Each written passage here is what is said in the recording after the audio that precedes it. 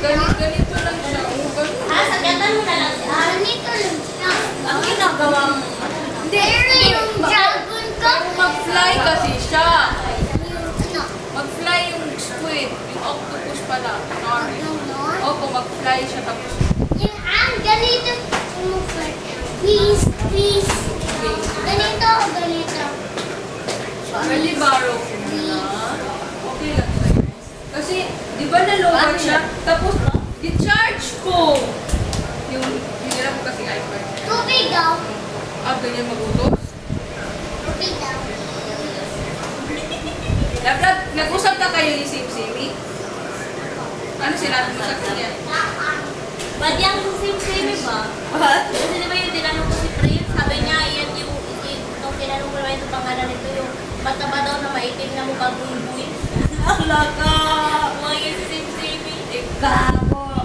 Bad. Sinabi ako, bad ka talaga. Hindi, mag-sorry ka. Sorry yan. Kaya nga, sorry. Hindi mo ka na magtampo. ganyan. Please na tayo. Nakman kita.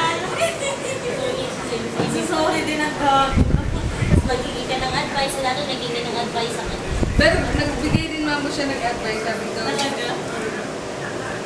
Kilala mo si Vicky Bello? Doon niya, oo, yung doktora ng maraming mga artist na walang kusa ng kanita.